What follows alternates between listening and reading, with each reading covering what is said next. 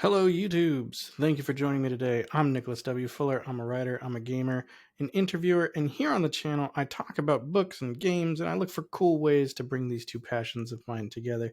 But today, I come to you with a review of The Captain, the first book in the brand new Last Horizon series by Will Wight.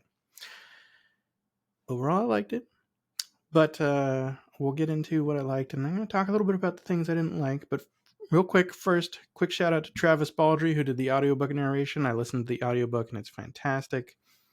I've listened to quite a few in the Cradle series by Travis Baldry. And, he really added something to this story, too. I love the way that he voiced Sola in particular. I think he gave that character so much more character, and his voice for Horizon was excellent. Just A-plus work again. But let's talk about the story itself. What a showcase of Will Wight's creativity. I mean, Will's imagination is just going absolutely bonkers with this book, I think. He's got so many crazy world building elements, different, the enemies in particular, I think, were just tons of stuff I've never seen before. And I'll give you one example, but this is introduced in like very early chapters, so this part's not really a spoiler, but like cyborg zombies. I love it. I love it. I love the idea. Pretty crazy. And there's lots of just like neat and interesting and kind of different stuff in there, and I thought that was cool. So creativity, top notch. I think probably most Will Wight fans are going to love The Captain. I think if you like the Cradle series, you're going to really enjoy the action of this book as well. One big difference is that the main character is not an underdog. He's not starting out. It's not a progression fantasy, right? He's already pretty like top tier. And then in the beginning of the book, he gets even stronger. So it's not like he's, lowly unsold foundation level and going to be the Void Sage, spoilers. But yeah, he's, the main character, Varric, is already a badass, right? But that was fine. I knew that coming into it. And I did enjoy the humor of the protagonist, Varric Valinar, and found his struggles to be interesting. There's, a character arc there that Varric develops over the course of the story. I thought it was neat. The pacing is breakneck, as you'd expect from a Will Wight book, so, Will Wight fans are going to enjoy that.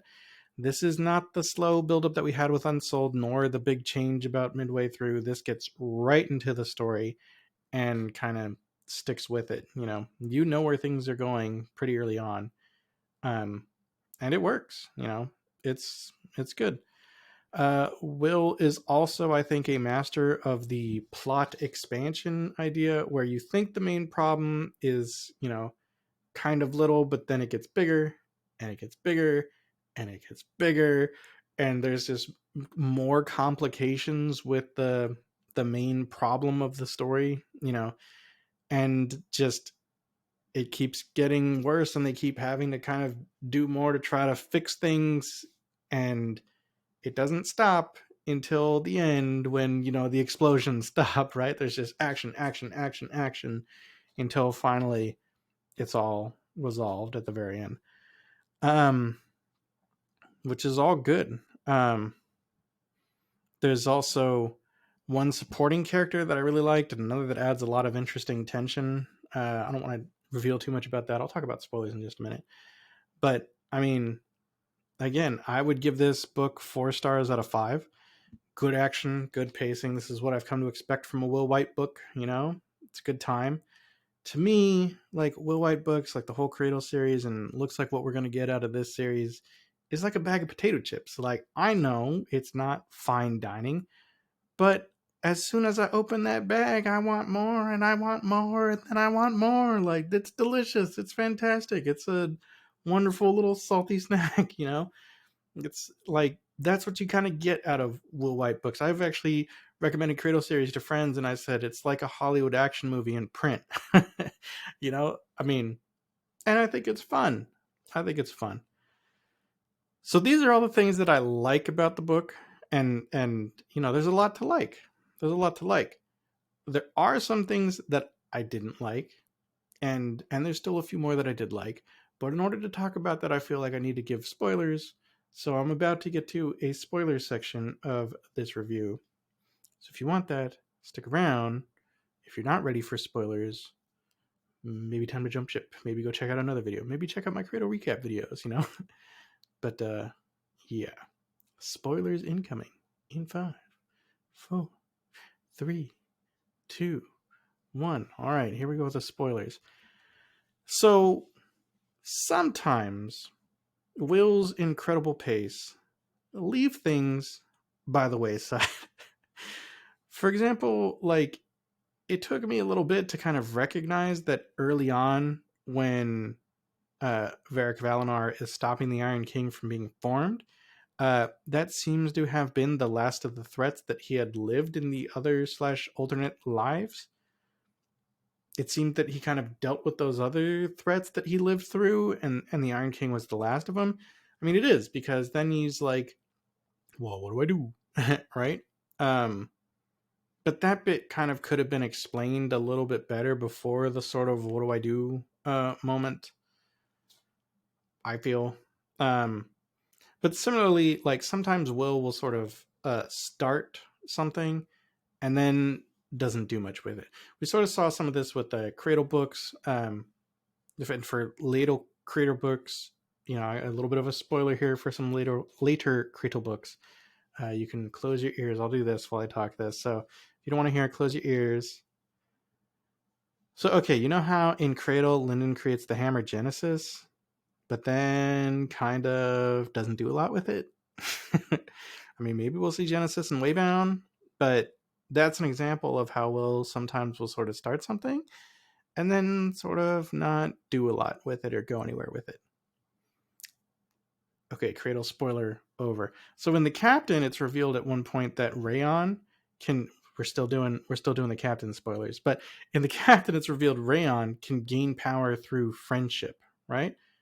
And that seems built upon even through the introduction of Rayon, where he's trying to gain like a fan base, basically, or gain a fan by saving her purse that was snatched, which is, as we learn more about Rayon, that is way underutilizing his skills. But that's how Rayon is trying to build a fan. And then later on, it kind of comes up one more time, but then after that, it's just not important, which is a stinker. I wish that item had come up in the climactic fight at the end, and it hadn't. I'm hoping that that's going to be there in later books. I kind of expect it will be, but like, still kind of a bummer that it wasn't relevant in the climactic fight at the end. I do like Rayon as a character. He's probably not everyone's cup of tea, but I think he's fun. I think he's sort of funny. I like that sort of naive character. I think it's neat. Sola, on the other hand, the sword. Okay, she's clearly a badass, right? Obviously, like, she's got badass cred, forever. She's introduced in the beginning, like when she's first introduced, she's coming to an impossible situation, and they're like, well, I mean, we just gotta leave, and maybe you can destroy that hive. But she's like, nah, I'm gonna go rescue them. And that was cool. I mean, that just really gave her that badass bona fides. But beyond being a badass, once you're like, yeah, cool, she's got all these guns, she's got power armor, she's immortal, then she's kind of boring. Like, her single motivation is to destroy the Iron Legion. And granted, they're evil. We get that. But why? Why is that the one thing that drives Sola? Why is that the only thing? Like, literally, they're like, when she gets Lost Horizon, she becomes part of the crew. It's like a genie, right? You can rub the Lost Horizon and get any goal that the whole crew is going to work on. And she's like, I want to kill the Iron Legion. And they're like, actually, that was Varric's goal. And she's like, well, I got nothing. That's like, she's got a magic genie lamp with one wish, and she's like, nah, I can't think of anything. Again, I can't imagine that Will isn't thinking of something in the future, because, like, he set it up that she's going to have to think of something later. But she's so single-minded, and, like, we don't really know why. Like, again, it's made very clear that the Iron Legion is evil, and it's she wants to stop them and save people, which is great, but like, is it personal? If it is, like, and that was hinted at, then it was done in a way that I was able to kind of miss it. I don't know if like the Iron Legion killed her family or something. I don't know. So Sola, I hope, kind of gets fleshed out more and gets to be a little bit more of a multi-dimensional character rather than sort of a little flat caricature of a badass. Omega is definitely an interesting character. With Omega, I like the tension that he provides. I don't like that his motivation seems to be only fun because because that's sort of becomes like a big motivation of the Iron King. And when you have both of them that are kind of these really powerful characters that are just bored with normal life and want to have fun with the world, I guess, like, I don't know, just like I feel like it didn't work as well because there's the two of them doing it. Yeah. But he is an interesting character, and I think there's going to be more tension with him later down the road, and that's fun. Uh, as far as good things, though, the Sevenfold Archmage being combining with the Last Horizon, that was really cool. I don't understand why having access to this other planet is helpful, though. Like, I don't get why going to that other planet at the end was more successful, and taking the Iron King to that other planet worked when he couldn't use the Absolute Burial on the Iron King. I don't get what the difference is, really. Uh, so that's something, I don't know. Maybe I'm missing it, but I do like, maybe I'm not. And I think that kind of goes to a bigger thing with this story of the magic is sort of very soft. It's not like a hard magic system where there's really clear rules that the reader understands and you're sort of interested on how they use the magic system within these rules. No, it's just sort of like, this is magic. And that's like the full explanation. Like when something interesting happens, well, it's magic. Like, okay. Uh and that's fine. Like, I'm not expecting this to be hard sci-fi and talks of gravity, or I'm not expecting Varric of Valinar to pretend to be Mark Watney and say I'm gonna have to science the shit out of this, right? But like, I mean, if a reader has to be okay with the fact that Varric can just summon elemental water while he's chilling alone in the vacuum of space, then we don't really know where the elemental water comes from at all. And that's probably not everyone's cup of tea. I was okay with it, um, but I hope that the magic system kind of becomes more apparent to how it works to the readers as the story goes on. Because right now it's not particularly apparent at all how it works, and maybe like it doesn't have to be. I don't know. Like, I don't know how Gandalf does his magic, right? But I don't know. But the big thing, like, I really didn't like the ending very much. Um, okay, so first there's a bit where they think they've won, and they literally say, like, if this was a movie, it wouldn't be so easy. Like, I'm sorry, but for me, that line is that bit is the worst in the book. It's okay. It's not like it did not finish bad, but that is like, that particular part, I don't like it. It feels kind of breaking the fourth wall a little bit to me. I think it would have worked better if they had mentioned movies previously in the book. Like, and they sort of mention like their version of the internet and whatever, but they don't necessarily mention movies specifically. So I don't know. It just didn't work for me. But it wasn't so bad that like I didn't finish or anything. But we kind of continue on, and yeah, like I said, I mean, the part where Varric becomes a sevenfold archmage, that was cool. That was awesome, and kind of getting to understand like a little bit of like what that magic is and how it where it came from, stuff. That was neat. But so if it had ended on chapter 46, I would have been happy. So that's like the chapter where he had he took the Iron King over to the other planet by himself, and he ends up capturing him in his absolute burial. and then he brings the spell anchor back to the normal planet. And he had been talking, yeah. So uh I like the idea of the Iron King being held in the vault, as Horizon was suggesting. He's another one of the trophies then for the Last Horizon, right? Maybe that means his magic becomes the Last Horizon's magic. I don't know. I mean, it's sort of, it's said that like the trophies basically are the Last Horizon's magic. So maybe the Iron King's magic becomes Last Horizon's magic. That'd be kind of interesting to play with. And then because Varric's now this sevenfold mage and kind of has the Last Horizon's magic in one way or another, maybe that becomes Varric's magic. I don't know. That seemed like an interesting thing to play with. Or maybe Varric does eventually decide to make the Iron King into a staff, like he sort of suggested in the previous chapter, or that chapter. That'd be a fun possibility.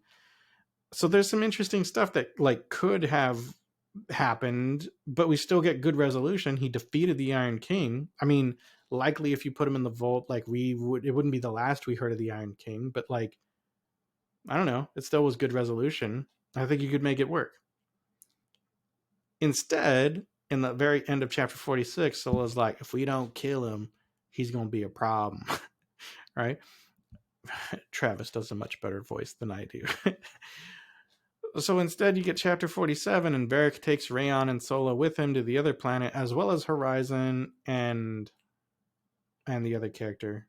But Sola fires the World Slayer. Iron King gets all their guns out.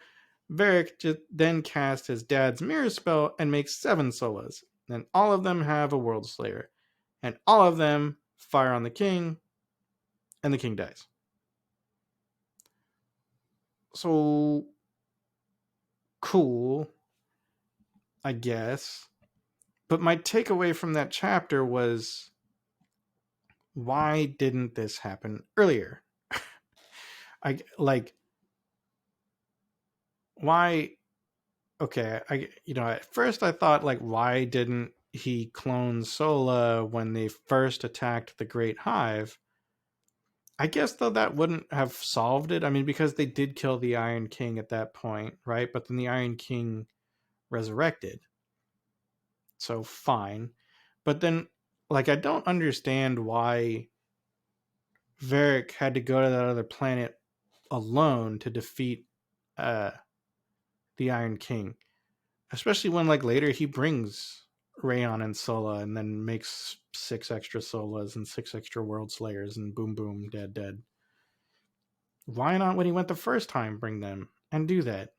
Like, Sola's kind of beat up and so is Rayon, but you know, I don't know, we don't get the sense of like a lot of passage of time between the 2 visits to the other world where he first defeats the Iron King and gets him in the absolute burial, and the second time when they like super kill him.